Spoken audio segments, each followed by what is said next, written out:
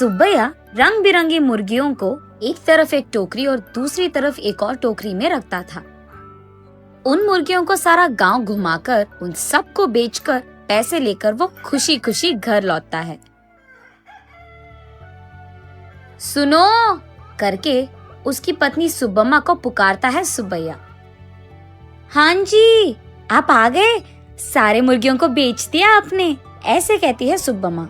अरे हाँ हाँ, दुगने दाम को बेच दिया मैंने, ऐसे खुशी में कहता है सुब्बैया। हाँ हाँ, उस मुर्गी को अंडे देने के लिए 2 महीने इंतजार करना पड़ेगा अब।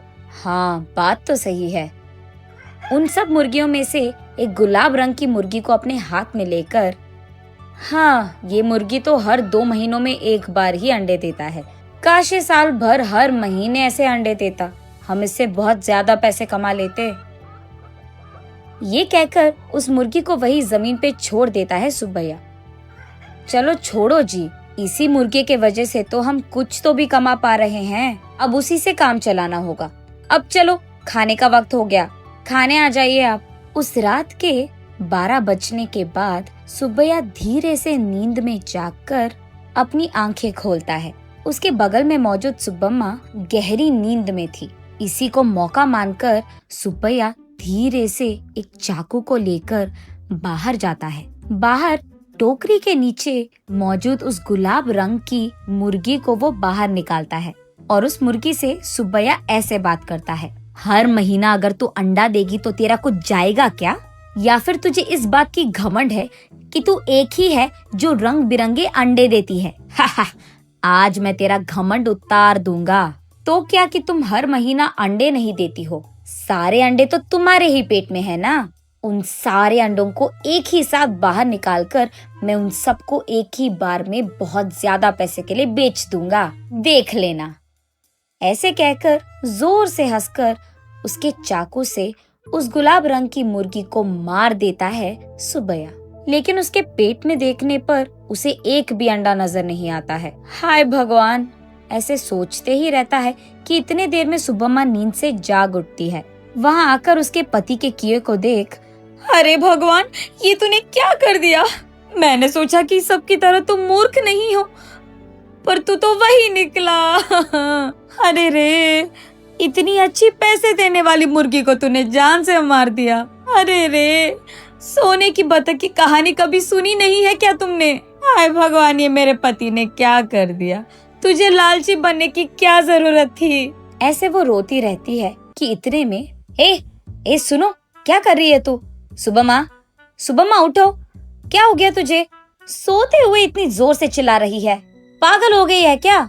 नींद से जागकर सुब्बम्मा परेशान होकर अपने पति की ओर देखती है। उसे कुछ नहीं समझ आता है। वो तुरंत बाहर जाकर टोकरी के नीचे बैठे उस मुर्गी को भी देखती है। वो मुर्गी तो हमेशा की तरह सही सलामत थी। ये देख सुब्बम्मा अंदर आकर, ओह, ये सब सपना था, मैंने तो सच सोच लिया था इसे, ऐसे कहती है सुब्बैया से।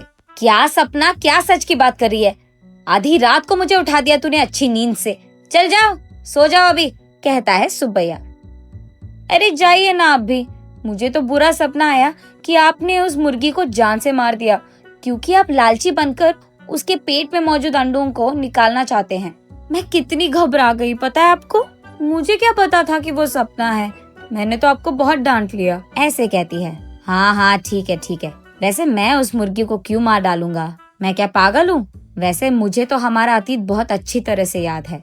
आज अगर हमें चैन की नींद मिल रही है तो वो उस गुलाब रंग की मुर्गी के वजह से ही है, उसको मैं क्यों मार डालूंगा?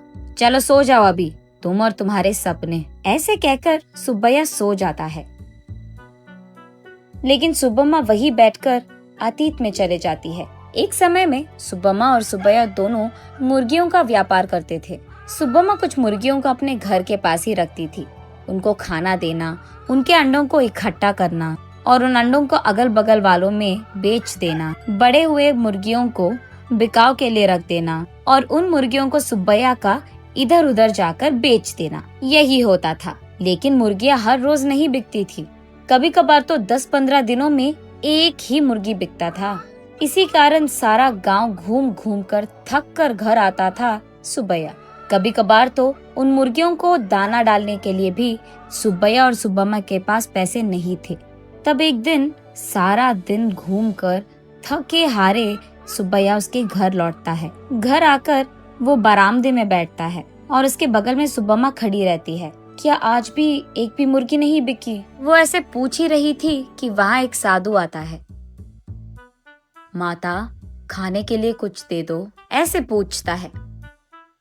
थका हुआ सुब्बैया, ए साधु, हमारे पास ही खाने के लिए कुछ नहीं है, अब तुम्हें क्या दे? अगर चाहिए तुम्हें तो हमारे पास बहुत सारे मुर्गियां हैं, एक लेकर जाओ, ऐसे कहता है। तब साधु छोटा सा हंसी एक देकर, मुर्गी का मैं क्या करूँगा बेटा, मैं मांस नहीं खाता हूँ, मेरे पास ही एक मुर्गी है, इसको तुम ही पालो, ये लो।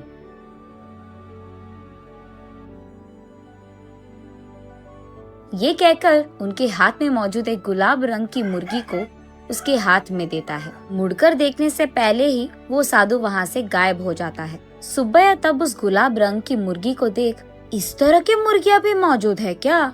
अगर इसी रंग के मुर्गियाँ हमारे पास होंगे तो हम उन्हें दुगने दाम में बेच पाएंगे, ऐसे कहता है सुब्बम्मा को देखते हुए। हाँ चलो ठीक है, अब हमें इस प्रकार के मुर्गी कहाँ मिलेगा? वो साधु मांसाहारी नहीं था इसीलिए दिया उसने, वरना इस रंग की मुर्गी हमारे पास कहाँ से आता? ये कहकर उस मुर्गी को वही एक टोकरी में डालकर वहाँ से चले जाते हैं। अगले दिन देखने पर वो मुर्गी अंडे देता है। ये देख वो दोनों उन सारे अंडों को एक जगह इकट्ठा करके रखते हैं। कुछ दिन बाद उन अंडों से बाहर आए मुर्गियों को देख सुब्बम्मा आश्चर्यचकित हो जाती है। अरे सुनो, इधर आइए आप, सुनते हो? अरे कहाँ हो आप? इधर आइए जल्दी, ऐसे वो अपने पति को पुकारती रहती है। अरे क्या हो गया? ऐसे चिल्ला रही है जैसे कोई मर गया, क्या हो गया? उसके ऐसे कहने पर सुब्बम्मा उसे रंग बिरंगी अंडों को दिखाकर ऐसे कहती है, अरे देखिए ना, उस साधु ने जो मुर्गी हमको दिया है उसके अंडों से रंग बिरंगी मुर्गियां आई है। ये कहकर सुब्बम्मा उन मुर्गियों को सुब्बैया को दिखाती है। चलो अच्छा ही हुआ, भगवान की कृपा हो या साधु की, हमारे लिए तो ये भला ही है। चलो हमारी मुश्किलें तो खत्म हो गई। आज ही मैं इन सारे मुर्गियों को बाजार में दुगने दाम पर बेचकर उन पैसों के साथ घर लौटूंगा। सुब्बैया जो रंग बिरंगे मुर्गियों को लाता है वहाँ के गांव वाले कभी नहीं देखे थे। इसी कारण गांव वाले सारे बहुत उत्साह से हमें चाहिए तो हमें चाहिए ऐसे एक दूसरे में बहस करते हुए सुब्बैया के पास जाते हैं।